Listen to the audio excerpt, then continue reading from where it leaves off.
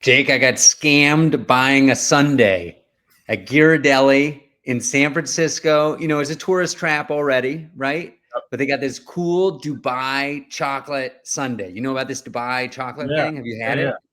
No, I haven't had I've been to Ghirardelli's, but I haven't had the Okay. Sundae. Well, this is new. You know, the Dubai thing. It's a craze. It's across the nation. It's everybody's excited about it. I've been to like a fancy bakery to buy a very expensive piece of Dubai chocolate. Actually worth it. Pretty amazing. So, anyways, I go to this. Here, I'm in San Francisco for a while. We talked about this last episode. I'm sleeping in my car. I'm doing these comedy shows, and one day I have some time to kill, and I'm always parking far away because the parking is cheaper or free, and it's easier to find a spot. And I walk in to where the big Ghirardelli is, right on Fisherman's Wharf, Yep. and see the big poster for the Dubai chocolate sundae. It looks amazing, but I'm not that hungry. I just had a big sub from Mariner Submarines, I think it's called. Mm. So good. Marina Submarines, so good. Incredible. Yep. And so I'm all excited about the sundae, but I'm not hungry, so I don't get it. But then later, I have more time and I go back and I park nearby, and there's a line like around the block because it's Friday afternoon. It's, Yep. you know, it's tourist time. The previous time was like a Wednesday afternoon or something. And so I'm like, well, this doesn't work. And I had kind of parked illegally. So I went to move my car and I got like a miracle spot. I get to park my car. And then I noticed there's like an annex to Ghirardelli chocolate. There's one that's closer to the marina that has no seating. It's much smaller. It's more like walk-up style. You walk up and you leave with your product. And so I go in, I look at the menu. They got like 20 different kinds of sundaes. Dubai sundae is not on the list. Every sundae is $10.95. Okay. I'll take one Dubai sundae, please. Before the lady has even put it into the computer, the second lady who overheard me order it has already completed making the sundae. She put some chocolate syrup into a plastic cup.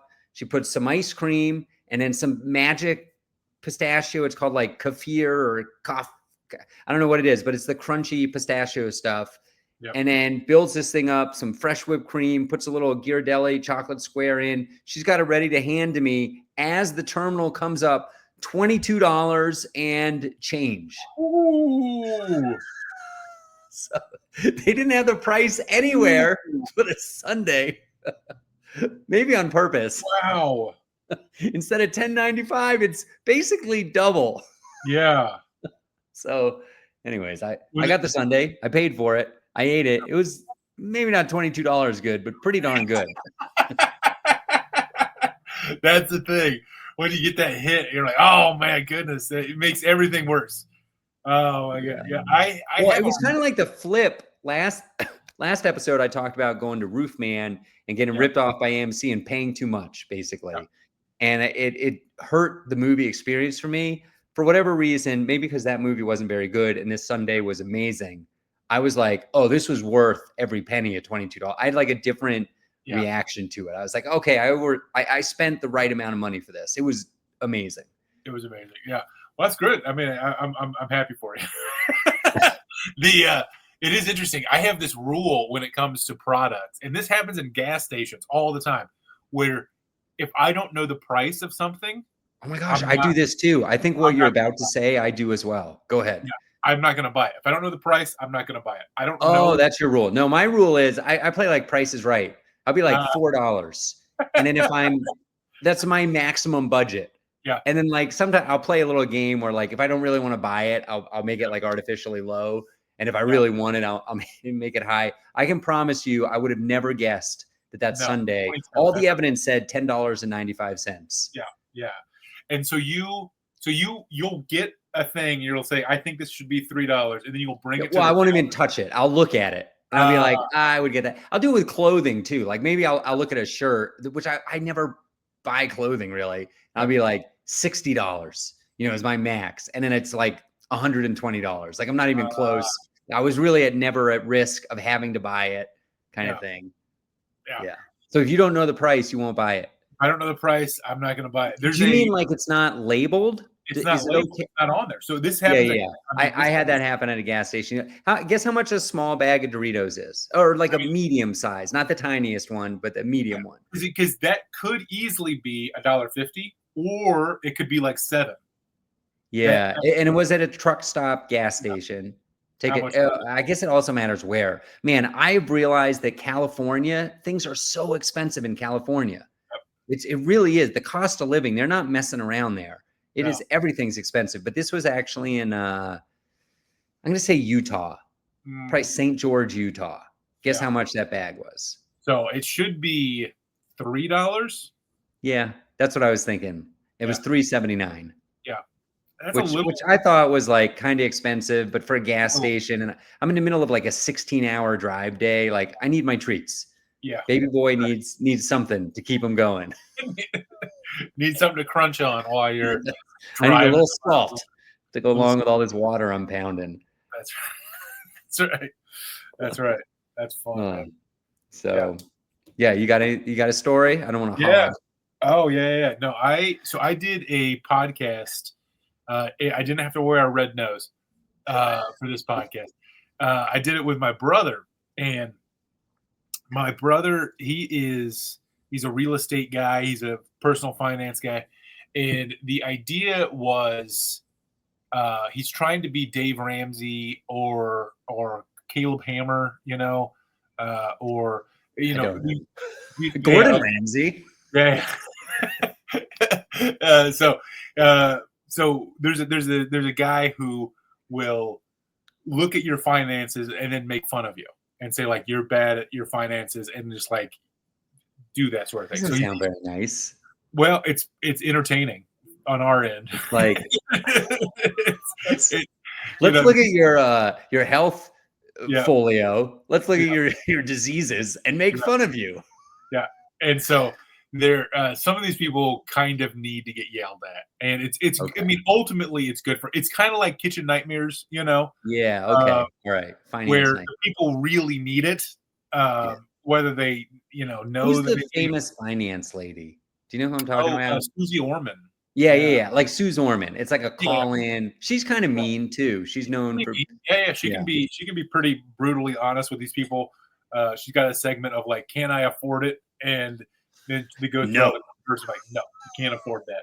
I mean, and sometimes the thing, hey, I want to go this $40 trip. Can't afford it. Can't do it. Sometimes it's like not even. It's hey, Suze, I slept in my car last night. Can I afford this $22 plastic cup Sundae?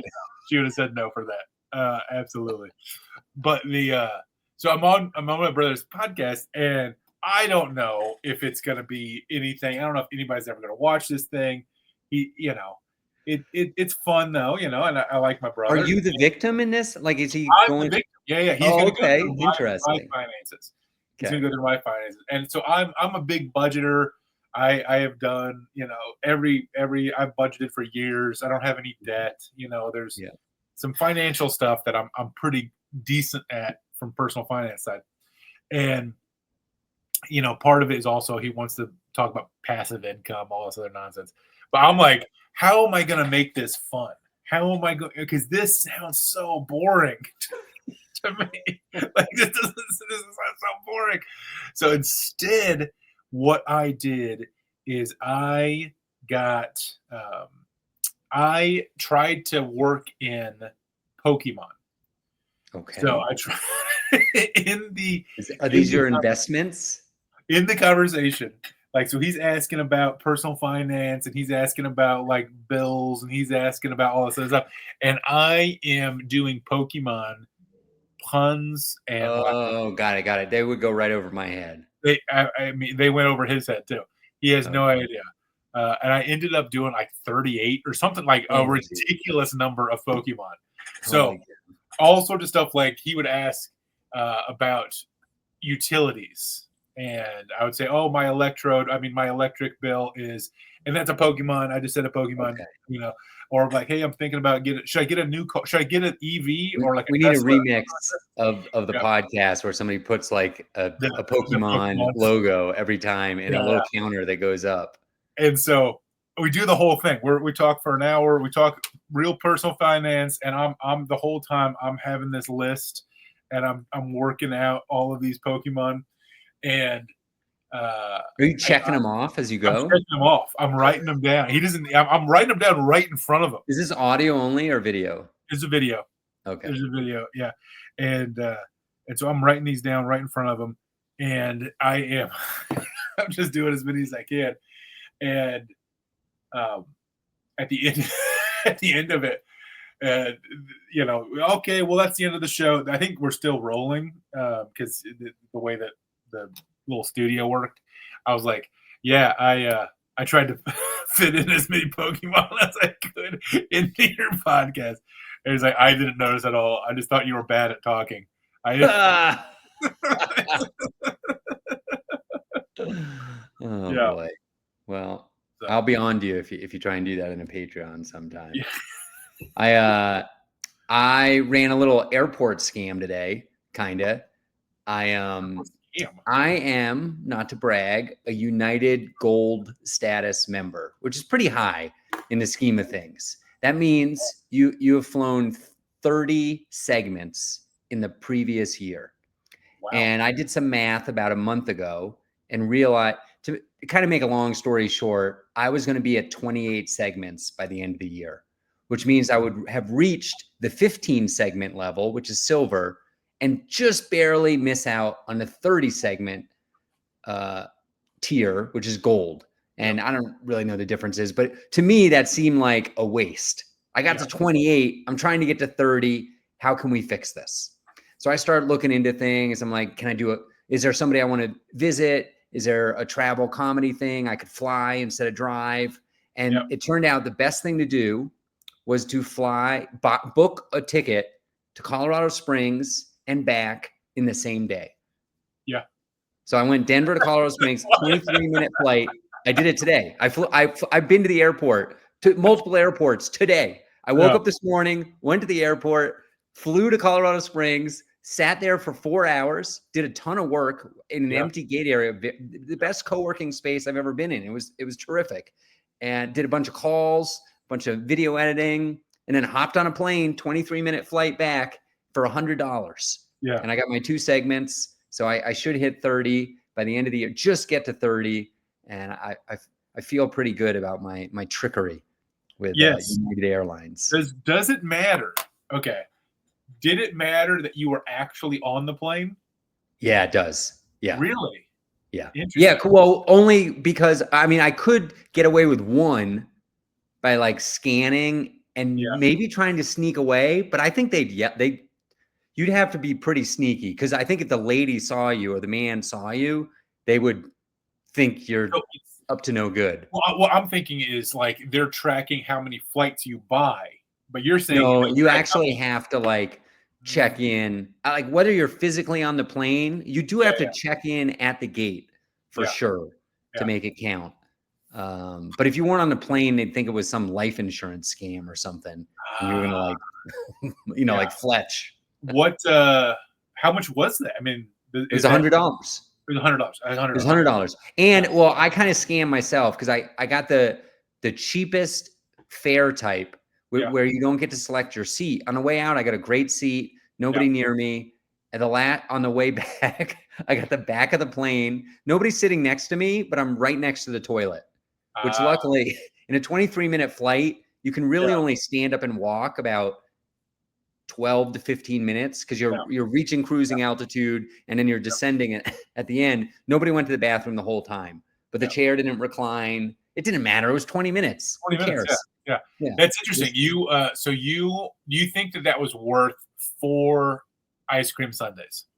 That's a good question. Well, is it worth $100? I'm not sure. I will tell you, this is the very first year I was ever gold, and I really enjoyed it. Yeah. Like it really, I kept getting bumped up, and I'm always boarding group 1. And like, I keep getting these like nice things. Did you get first class? Did you get bumped up to first class often? I mean, in not on this trip, but in the it happened once this year. Only once. And it wasn't a great, like what plane you're on makes a big difference. Like some of these first classes are like studio apartments. They're incredible. They got a television, they recline, you can sleep laying down. Mine was like a nice reclining chair. And it was a very early, I basically slept the whole flight because I'd done a comedy show and I was like on a 6 a.m. flight. It was awful. And the breakfast was terrible. You get meals, which is really nice, but this breakfast wasn't, the length of the flight also matters. So this was kind of a short flight. I was going Florida to New Jersey, was the distance, which is medium length, I would say, way longer than Denver to Colorado Springs. Yeah. But I do want to go ahead. No, I was just telling. I went to Israel. I flew to Israel. Oh, and that flight was awful for lots of reasons. But I had to fly out of JFK in New York City, and from Louisville to JFK, it was like $80 more to get first class. So nice. I flew first class. So on which airline? I think I did Delta there and like American back or something like that. Delta, I bet it was very nice. It was nice. It was good stuff. That's cool. Yeah. So there was also another scam I pulled today, but I can't share it publicly. So it's going to be on the Patreon, everybody. There's a scam within a scam that I'm going to talk about on the Patreon, and I've written down so I don't forget this time. Yeah, that's because we've had a problem with that. You said that how productive you were. I read this book about this person who found out. I think it was a woman that she was very, very productive on flights, and basically did that. Flew from like LA to Japan. I believe it. Got right back on the plane, flew back, and got especially like 10 years ago, you didn't have internet. Now you have internet. I mean, there's no phone calls, so you got that eliminated.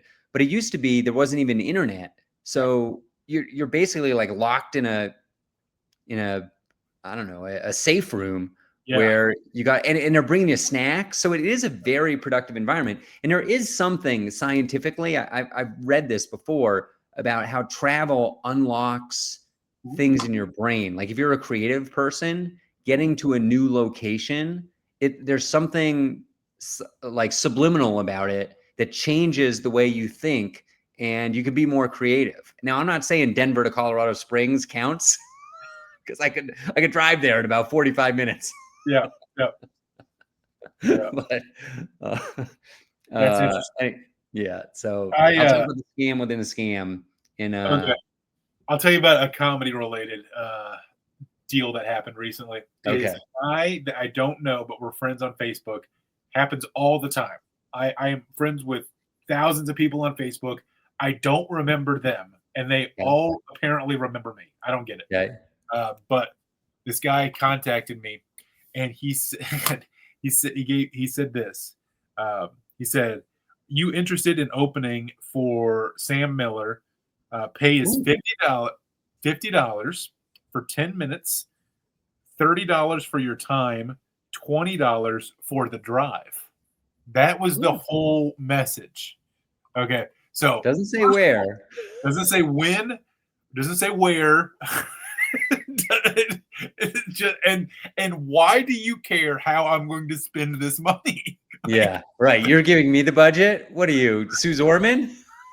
$30 is for your time on stage, but I'll give you $20 because you're driving. Well, this is kind of more Patreon content, but as a showrunner who has had drama around paying people, I am moving towards that kind of situation, because let's say the show is in Cincinnati. Okay. Yep. If they were going to book a Cincinnati comic, they would pay them $20 less. And now they have justification for that. And I do that kind of stuff all the time, where I'm like, this person needs a hotel or doesn't need a hotel, or they're, it's a weekend versus a weeknight. And I'm kind of like flexible with the pay, but I'm realizing that can get you in a little bit of trouble, because people talk, which is fine. I don't really care if people share how much I'm paying people, but then they get confused why, an out-of-town comic and a local comic are getting different offers for the same show. Why is that? That's interesting. First of all, that's interesting because I have never talked to other comics about pay for that specific show. Well, you've talked to me. Yeah. Quite a bit on the Patreon. Yeah. You've talked to our hundreds of subscribers, Jake, are all in on your.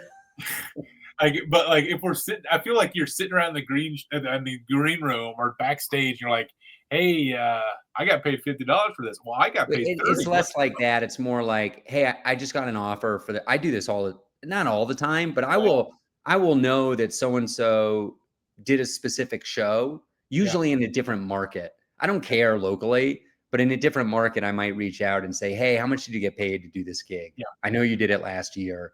I just got an offer. I'm kind of on the fence. And I think I don't do this, but I think some other comics that they like text or a group chat about this stuff to try and like have like a soft union kind of situation. They're trying to unionize, basically. I'm not in the union. I don't know.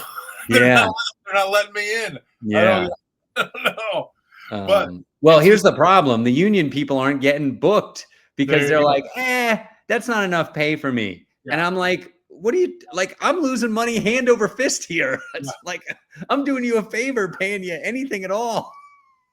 I'm sleeping in my car so I can give you $20. There you go. Exactly. But it's just interesting. As soon as I read this, I told my wife about it, and she's like, "What is this guy doing?" And I'm like, "It's obvious. This is a first time producer. He's probably thrown on a show and doesn't know what he's doing." And then that kind of, showed itself. And then I got an email yesterday, guy I hadn't met, but I knew his dad, which is kind of weird. But he emailed me, and it was the exact opposite. It was, here's the time, here's the date, here's the money, here's who you're working with. Are you in? And it was like, you get all of the information instantly. I try and do that in the subject line when I can to make it so easy. Like, you don't even have to unlock your phone to evaluate it quickly. The only thing I would do slightly different than the offer you got that you think is funny is semantic. I would call the $20 driving thing a bonus. Yeah. So like the set pays, I forget the numbers, but maybe $30, and you get a driving bonus because you're 100 miles away or whatever. Yeah. And that's fine. Then I had to ask when and where. And he answered where, but not when. And then I'm like, okay, so when? I really need to know where. How far away was it? It's an hour away. And then then the dates was he put down 2 dates, and I'm like, so is it $50 per night per date? He's like, yeah. Well, then why don't you say all of that, man? Oh, well, no, that's starting to make sense too. Yeah. He's assuming you're going to stay there. Do you get double the everything? Yes. I said I was clear. I was like, okay, so $50 per night per day. So $100. Yes, but what about the driving? Do you only get the driving bonus once? I think so. Okay. Yeah. So, now I don't know. $100 total. So what? Obviously the guy communicated poorly, but it's not necessarily $200 for 2 nights. So it's $100 for 1 night for sure. No. It's $100 for 2 nights. Oh, that's the total. That's the total. $100, 2 nights. That was the offer. So it took me a while to Sam Miller rules, by the way. Do you know Sam Miller? I don't know Sam Miller. Olympia, Washington. Former drug addict. Yeah. Great family man now. Sweetest guy in the world. Yeah. He's very funny. Very funny. Yeah. But it was it could be so much simpler. Here's the night, or here's the 2 nights. $50. Did you take it or no? I didn't say yes, and he put me on the poster anyway.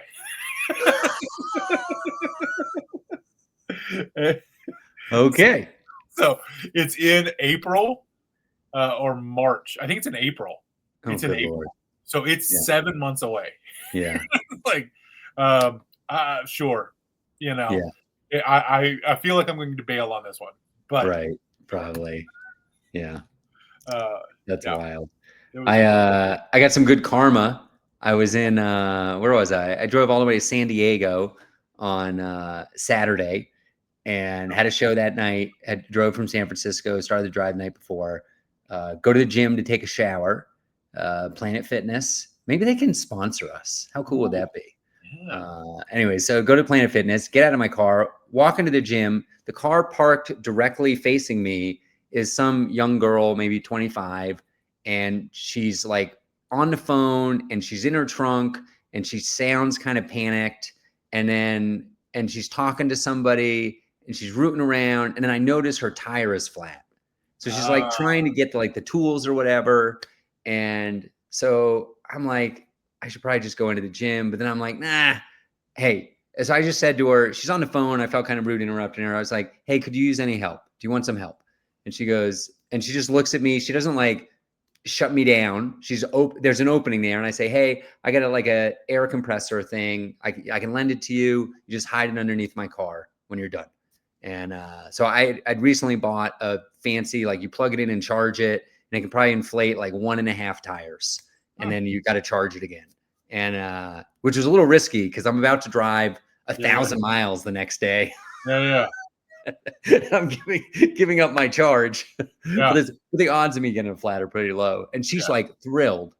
And so she hangs up the phone and she says, that's what I was looking for in the trunk. Can't find it. That'd be amazing. So I give her the thing, and then I'm in the gym and I'm kind of like, the thing costs like $100. So she could drive off with it. I have no idea who this person is. And she inflates her tire, kind of like peeking through the window every once in a while out in the parking lot. And then she leaves it in her name's Sam. If she ever listens to this, no way that she'll ever listen to this. But if she does, note to Sam, hide the $100 piece of retail equipment a little better than sticking it basically next to my car in the parking lot. Yeah. At a Planet Fitness. Planet Fitness is, there are people who could use that $100 item. Anyway, so I popped out and stuck it in my trunk. And anyways, I felt like. How long does it take to inflate the tire with this compressor? Yeah, I would say like all the way, probably 10 to 15 minutes. But her her tire was, I'd say like, it still had like a third of the air. So it only took like 10 minutes, I would guess. Oh, wow. That's interesting. In retrospect, I didn't really think about this, but that specific Planet Fitness shares a parking lot with a gas station. It's kind of, you can't see it from right there, but it's like she could have driven on it with a third of air, and then she probably didn't have quarters, but who has quarters anymore? Yeah. And those things those air compressor things take credit cards now, which is crazy, right? Inflation, man. An old lady at the church is like, I need air in my tire, and I was like, all right, I was taken to the gas station. I swiped my card. I paid $150. I'm like, I'll put air in the old tire. Who cares? That's crazy. Jake, you tell a story. I have a story about this muscle milk container, but I got to look at it to find the story. So go ahead and talk. But people who are watching the video, it's going to look rude. I just want to explain. You're just going to be your nose in muscle milk. I worked with Dale Jones this weekend. Oh yeah, awesome. Such a fun guy, unbelievably fun guy. Oh wait, you told the Broncos story. Is this a different story? The Bronco story. Yeah, you wanted to go see the Broncos. Yeah. So the other weeks, but this is about his merch. Okay. And which I think is fascinating. I was fascinated by his merch, and all weekend, every show, I would stand out there next to him while he's selling his merch. Okay. And selling your stuff or just supporting him? No, just supporting him, taking pictures, that sort of thing. Okay. So I didn't try to sell merch, which we might disagree on this, but I don't want to sell merch if it's in the same category as the headliner. And I really don't want features to do that for me either. If I'm headlining and the feature does that, I don't love that. So can I tell you about a situation real quick? The tangent. So on this tour, the Never Say Die tour, when I was in Medford, Oregon for a weekend, the feature sold merch without asking me. Yeah. And I didn't care. If they had asked, I won't gender. If they had asked, I would have said yes in a heartbeat. Yep. But they didn't ask, and they were pretty nice, and we were pretty friendly. And so at the end of the weekend, the second show was great. They did way better than they had the night before. Yep. I don't think they sold any merch either night. So $0 both nights. So it didn't really matter. Yep. But I did say, hey, I just wanted you to know it's like, If you're ever in this situation again, I didn't care at all, but you should always ask the headliner if you can sell merch. Yeah. And she said that the contract she had, which I had the same contract from a national booker, different numbers, obviously, pay amounts, said merch okay or something like that. Merch sales okay. And she said, well, because I got the contract from the booker, I thought the merch sales were okay. But I told her still, you should ask the headliner. Yeah. But I didn't really get into it. Like I didn't want to really explain to her like that it's the headliner's privilege or right or whatever. Because then I don't care. But she could run into somebody in the future that cares. But would you have said something like that if a feature sold merch without asking you? No. Yeah, we've discussed this before. You're not confrontational like that. Well, I mean, it's if they ask, I will give anybody my opinion if they ask. And if they don't ask, then, I'll just let you continue. And so this happened a few years ago where a guy didn't ask. I was the headliner, didn't ask. He was really frustrating because I was selling t-shirt. I mean, it wasn't that frustrating, but I was selling t-shirts for $20 and he was selling his for 10. Why are you doing that? Why are you trying to undercut me and make me look weird? I didn't love that. He didn't ask me. And I'll just never have him feature for me ever again. He also wasn't that funny. So that it's not a huge loss. But recently another comedian, he had his at 25 and I like to sell mine at 20. And so I'm like, all right, I guess I'm going to go 25 today to try to match him. And people came up with me and like, I only don't have change. I'm like, all right, then we'll just do 20. So I'm going back. It's just frustrating. Anyway. I have heard that before. I have heard headliners putting qualifications on merch sales. Like, don't sell the same thing as me. Don't sell the same thing as me at a lower price. Yeah. And that's it. The same thing. If you're doing koozies, if you're doing stickers, if you're doing posters, if you're doing vinyl, if you're doing whatever, I don't care. Now, if the headliner has like Zoltan, he had a bunch of stuff, and I would have felt totally fine because he had like 5 different things. I would have felt totally fine about selling something similar. Right. But Dale Jones was just doing t-shirts.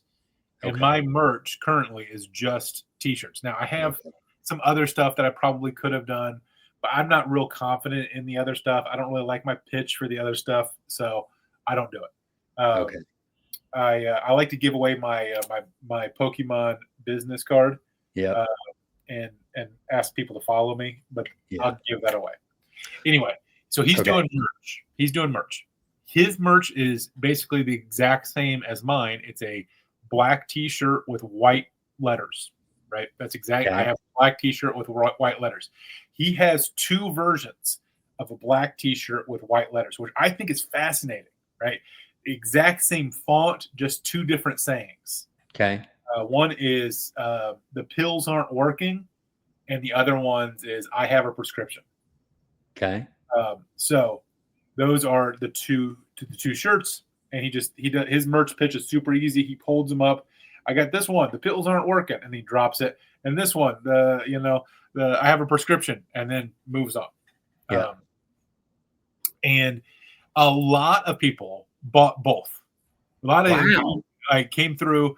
I'm like, let me get one of this one of that one. Let me get 2 here, 2 here. Let me get or some people would be. He must have crushed. Yes, he crushes. Yeah.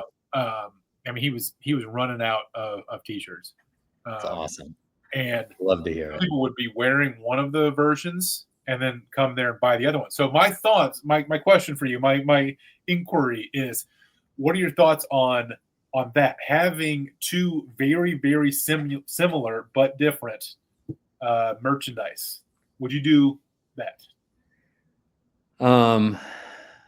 Well, I think first we got to point out that Dale is one of the funniest people alive. Extremely. So he could sell the proverbial ice to Eskimos. In other words, it doesn't really matter what he's selling.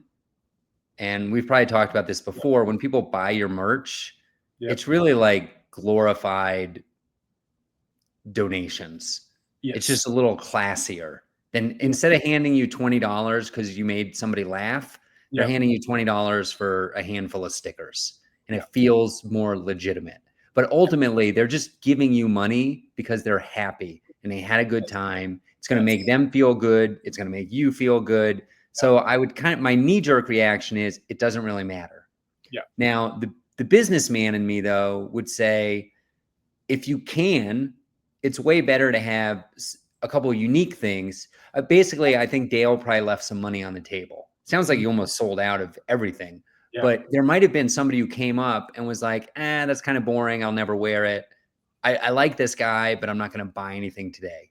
Yeah. So, but on the other hand, like my kind of bread and butter is selling stickers, and they are different, but they're really just stickers. Yeah. They're colorful stickers, and people often will buy multiple versions of the stickers, which is great for me. I've learned that if I just have one sticker, like this is kind of a curse too, because the stickers relate to jokes. So I have to tell the jokes in order for the stickers to be sellable.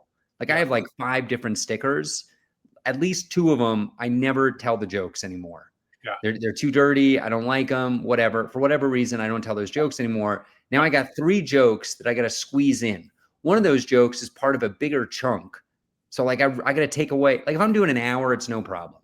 Yeah. But a lot of times I'm doing 10 minutes or 15 minutes or 25 minutes. And now it becomes like, I got to economize the time and I want to work on new material. And sometimes I just don't want to do those jokes. Yeah. So, as far as stickers, and I don't remember exactly the way that you do it. So I'm going to ask you in a second, but I have seen this many, many times from comedians is they'll have a sticker. It's, something real generic. It's their face. It's maybe tied to one joke. It's, whatever.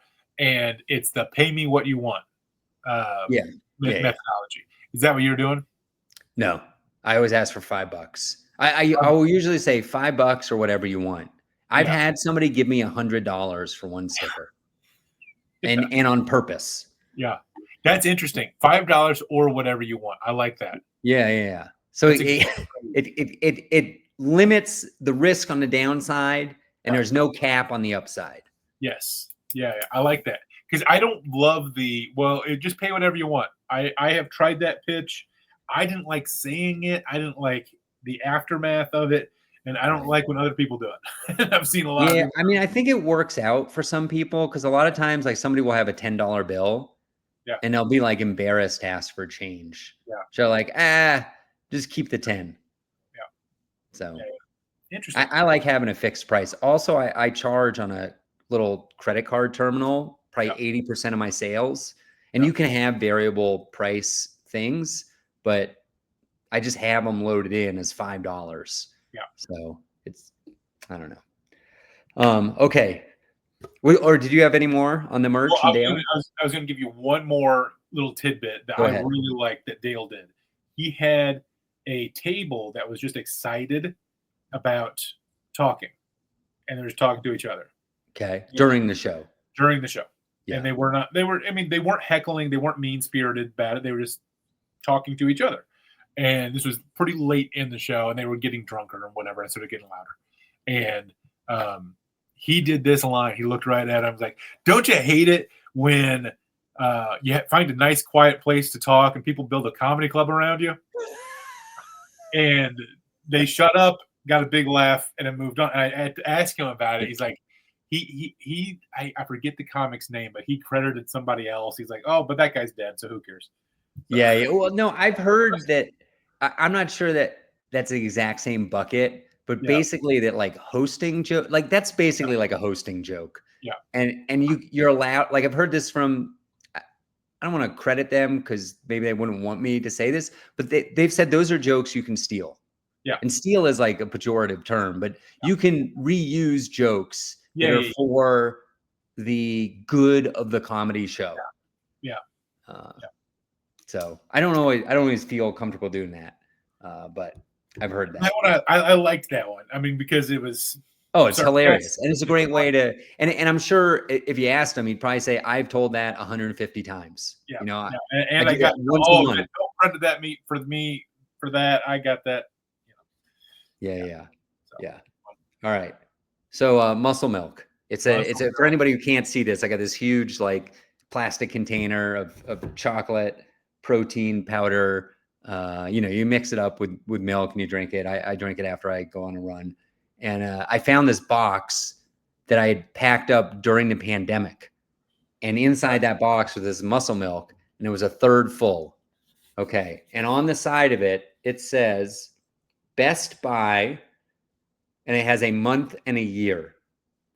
You want to guess? Well, I would imagine it would be less than a year, so probably 21, maybe June 2021. No. I packed it during the pandemic, which was 2020. Yeah. So 20. So I'm thinking. Oh, I see what you're saying. Yes. Okay, so 2021 is your guess. 2021. No. April of 2019. I found this about 2 months ago, and I just finished it last week. It is now empty. And so I just want PSA for everybody. Muscle milk never goes bad. Never goes bad. No. That's what, 6 years? It's 6+ years past the expiration date. Yikes. Wow. For more tips like this, check out my other pod called Sleeping in Your Car. Yeah.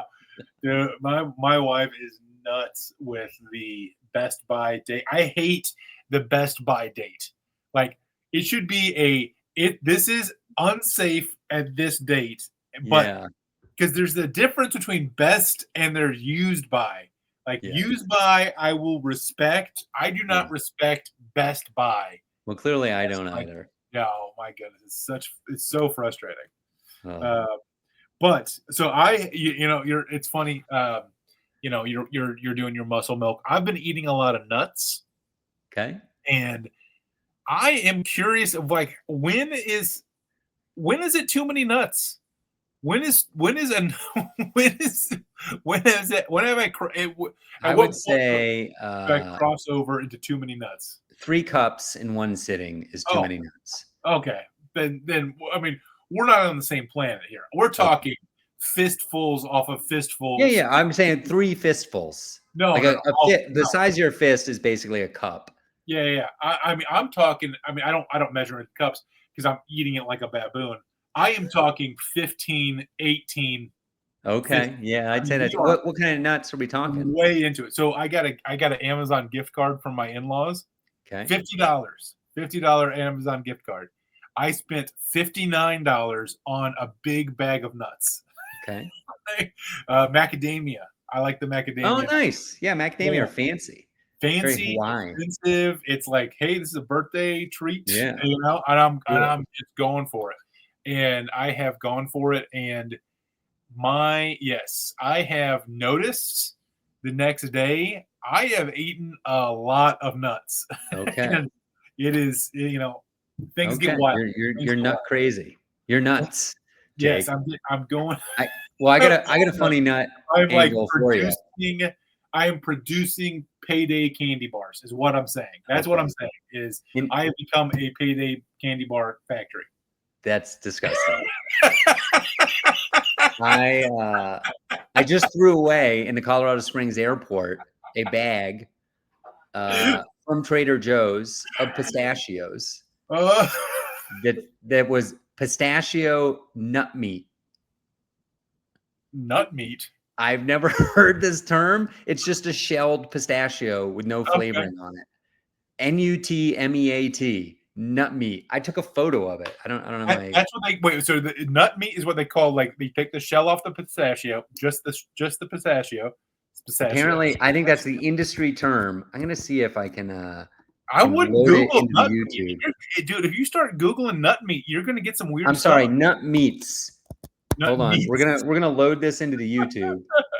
I forget. How do I've done this before. You're gonna find some guy's stage name. Here we go. All right, here it is. I took this picture at the Colorado Springs airport today. Trader Joe's nuts, pistachio nut meats, whole kernels, unroasted and unsalted. Wow. Who would have known? So here, I have a funny story about reversal of mood. Okay. Yesterday was Tuesday, November 11th. And I walked a long distance to the post office to get a check from a show I did like 3 weeks ago on this long run. And I was excited to get it. And I forgot the key to my post office box, and I had to go back and get the key and then go and finish the walk. But it's a nice day and I'm happy and I'm in a good mood. Everything's coming up roses. And I get to the post office and there's some lady 10 steps ahead of me looking confused, trying to open the door, and the door won't open. And I'm like, my first reaction is like, this is bad. Like there's been a robbery, like something's wrong when the post office isn't open on a Tuesday. But there's another, it's a big post office and there's another door around the other side. So I don't know if she appreciated this, but I checked both doors after she had very clearly shown that they don't open, but I needed to know that they would not open for me. So I go around the corner, walk down the block, go to the other door, both closed. I'm like, what is going on right now? So I get on Google Maps on my phone and call the post office, which goes to an 800 number, which is like a national number. And I'm frustrated by that because it's going to take forever to explain to somebody what the address is of this post office. And I'm all pissed off. I'm really angry. And then I press like 1 for more information or whatever, or for English. And then it immediately goes to, in celebration of Veterans Day, all locations are closed. And my immediate reaction is like fury. I'm like so angry at this holiday and veterans. And within like 1,000th of a second, I'm like, you can't get mad at that. These are heroes. These are literal heroes. And I'm like, I love the veterans. They're the best. I'll come back tomorrow. I can't come back tomorrow because I'm flying to Colorado Springs, busy day, but I'll come back the next day. That's right. Get that check. Man, I was so pissed. And I'm just such a dummy when it comes to calendars. I had no idea. Did you know that was going to happen as I was telling that story? Oh yeah. I knew it was Veterans Day. Okay. No idea. I was aware. Did you know that the post office was closed on Veterans Day? Of course. I didn't know that. If you had bet me $1,000, is the post office ever closed on not a Monday other than Christmas? Or the 4th of July? I would. Are there what other federal holidays are there that are number based? Most federal holidays are on a Monday. Like you're right. So there's 4th of July, there's Christmas, there's Veterans Day now. What else is there? There's Memorial Day. Or are you talking about like that's a Monday, right?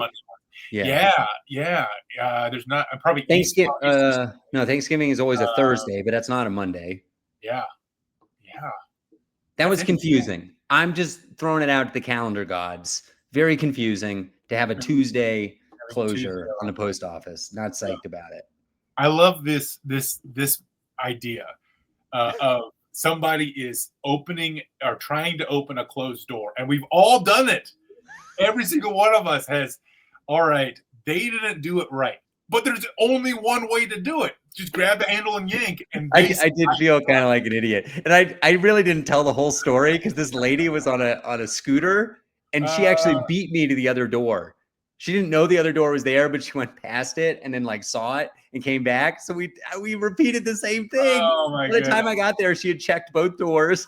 And you checked. I had to check them as well. I don't believe there's no way that this woman is pulling on the door correctly. She cannot be successfully doing. Let's not bring gender into this, but this person cannot possibly have done this right. It's more that there's a chance that maybe I have the magic touch. Maybe I'm like the sword in the stone, and I will get the door to open.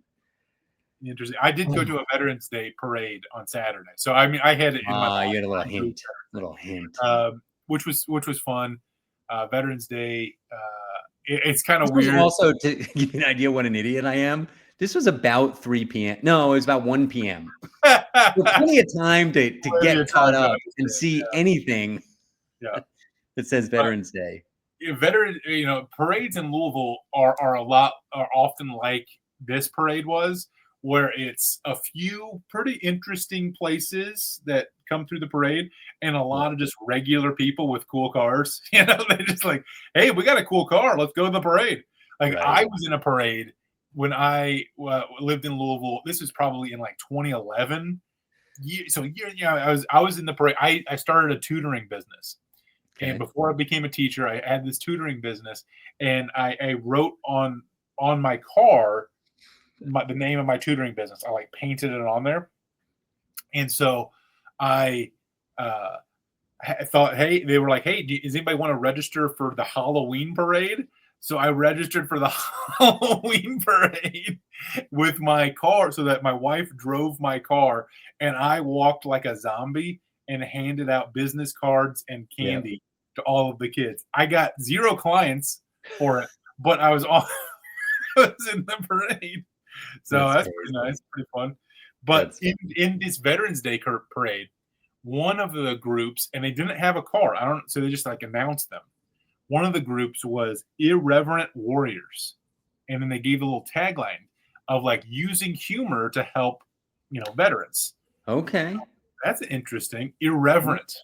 Yeah. Irreverent. What do you think about that term? What do you think about the Irreverent Warriors? I think it's great. Yeah, Irreverent's great. It reminds me, like George Carlin was irreverent. It's like anti-establishment. Yeah, I like it too. I'm into that. I'm into troublemaking, and I liked it. And I was like, I don't know if I could. I don't know if there's volunteer opportunities, but I liked it. I was for it. But it also got me thinking about like a teacher group or a pastor group, like irreverent teachers or irreverent pastors or irreverent. Like, what do you think about some of those? Well, we talked about this last episode with the board teachers, the unteachables, and the board teachers, which are the biggest one, actually just started in 2026. They're starting a first responder thing where it's like cops, ambulance, paramedics, firefighters, like all of those together. Those theme. We came up with this term last episode that those are theme shows. Yeah. And I think they're brilliant from a marketing perspective. It's like Moms Unhinged Andrea Vail out of Boulder, Colorado runs that one. So successful. Yeah. And it's all moms on the lineup. I don't love it because I don't belong to any of those groups. So selfishly, I don't love it, but I am impressed with the marketing prowess of those shows. I was thinking, I like Irreverent. I was thinking, so I briefly, and I've pitched it a couple of times. It never went anywhere. But a teacher group, so former or current teachers doing comedy under cheeky teachers, right? But Irreverent might be better. Irreverent. I like it a lot. I think it sounds fun. I don't think irreverent pastors is a good idea, but I think any other irreverent reverends. You like irreverent teachers? Yeah, I just think the problem with pastors is you don't want your pastors to be irreverent. No, you don't. Because you get into some Catholic stuff. Yeah. Possibly. Yeah. But teachers, it's fine. Yeah. All right. So I got really all the rest of my stories today are about being an idiot. So we had the Veterans Day situation at the post office. This next one, so I drive all the way to San Diego, very long drive from San Francisco. I want to go to the gym. I want to get a taco, and I want to go to my comedy show. So it's time to get tacos. I remember in the past getting a great taco in La Jolla, and I'm in my car for like 15 minutes. La Jolla is like a fancy neighborhood, beach neighborhood, and I find the exact tacos place, and I'm like, we're in business. Here we go. Let's go. And I get down there. It's hard to park. I find a good parking spot. And as I'm approaching, I look at my phone and I, in my head, figure out, okay, that's where the taco place is. But then I get like a phone call or something comes up and I get kind of distracted. Maybe I thought of a joke and I write it in my phone and I get on my car and I walk half a block and I'm supposed to take a right, but I take a left. And bad luck for me, there's a taco shop on almost every corner in La Jolla, and I go into the wrong taco place. And I've been to this taco place before and it wasn't great, but I don't really remember that. And I'm like, something isn't right here, but maybe I screwed up and it wasn't in La Jolla, the really good one. So I buy 3 tacos because I'm hungry and they're good. but they're not amazing. But then when I'm in my car eating the tacos, I'm like, something doesn't seem right. And I look at the map and realize I was supposed to take a right, not a left. Yeah. And I went to the wrong place. So I'm not good at calendars. I'm not good at maps. I'm really falling apart. Did you go then to the right place and get another? I did go just to put my head in and so like thinking in the future, next year, if I'm doing a run this way, I'll remember what it looks like, be in the right place. And I thought about getting some chips and guac or something like that, but I was stuffed. There was no room. Yeah, no more room for the redemption taco. Yeah, the redemption taco. If I'd only gotten 2, I definitely would have gotten a 3rd. Yeah. Yeah. Well, that's about. So you flew to Colorado Springs and back. I did a competition in Colorado Springs. Okay. Which I did not win. Okay. And the guy who won did a merch pitch during his set. So I did not win this competition. I did well. How long was the set? The set was 9 minutes. 9 minutes. 9 minutes. Okay. So long-ish. He when I after the winner was announced, the producer came up to me and said, "Oh, you were really, really close. Had you gone up 6th, you would have won." What does that even mean? Right? What is that? What are we talking about? When did you go up? Late in the show? Up 3rd. I went up 3rd. Oh. So well, it's probably based on audience reaction, and 3rd, people are still ordering drinks and not. So does that mean the audience did not vote? So it's just some nameless judges. Does that mean that the judges saw me working a relatively cold room and doing a good job is less impressive than somebody working a hot room? Jake, there's no value in trying to. You can't even think about it. You can't think about it. It's like a roll of the dice. It doesn't matter. Doesn't matter. It's we're it's all subjective. Any kind of like judging. Like, I mean, it's not always quite like I did a competition once at a casino in Connecticut. Yeah. And the clear winner, this was a situation where the clear winner was a female comic that had gone up kind of early. Yep. And there were 2 advancers in our round. She was not either of them. And she burst into tears. And I didn't blame her one bit. Everybody knew she should have won. Yeah. And there was some political reason, or who knows what the reason is. But the point is that, like, it's not fair. It's not like really based, or there's a chance that it's not based on anything fair or factual. Yep. And so the way I try to look at it is, hey, that's a great experience to do 9 minutes in a club setting. And if I win or not, it doesn't really matter. Yep. See, I am in the other boat of, if I don't win, everything sucks. Let's burn this place to the ground. That's the camp I'm in. I'm in the I should win this competition. And I was a little bit fiery because of that comment. Like, hey, if you would have done 6, I mean, that's a terrible comment to make. Really, you shouldn't speak about the judging at all, because it's only gonna but it's only gonna exacerbate the situation. Make it worse. And my dad, my brother, they came to the show, and my dad was doing this whole thing like, I don't understand why you didn't win, that sort of thing. Like, well, things happen. But well, I mean, it's also like, I mean, I deal with this with the Vail Comedy Festival tape. When people apply and they get rejected, I offer a free tape review, and I've done like 200 of them over the years.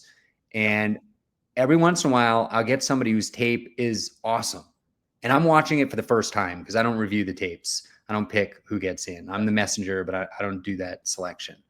And so, but I'll have to have this conversation with a comic who's clearly mad that they didn't get in. And I'm watching, they watch me watch the video for 5 minutes, and I give 5 minutes of feedback. And sometimes I'll have to explain to them, look, if you're telling jokes about cats, but somebody's a sports person, you're not going to be their favorite comic. And they're reviewing 50 tapes at a time. And the margins are so thin, you have to be like the best out of 50 sometimes. And it could come down to just your choice of content. You know, all your jokes are about cooking, and this person isn't a cook who's watching your tape. And, you know, we use multiple judges, but still, like, it's just what it is. It's ultimately not fair. Something very similar, you know, happened. I was in Chattanooga. This comic I didn't know came up to me, and he was like headlining. I think it was at a festival, and he was headlining later that night. Fun guy. And he's like, "Hey, did you apply to this one? I think it was it was based out of Atlanta. Did you apply to this one?" And I said, "Yeah, I did." He's like, "Oh, well, yeah. You got really far. You got into the consideration where they send it now to extra judges, and they sent it to me as an extra judge. And I thought you did good, but I guess you didn't get in." Like, nope. Well, I appreciate always, you know. That happens. All right, we got to wind this down. I got some more stories. Maybe you tell them in the next taping or in the Patreon. In the Patreon, we are going to talk about my scam within a scam, and I got a cancer comedy story, which you'll understand if you listen to it, why I'm going to share it in the Patreon. And let's do some plugs. This is coming out November 24th.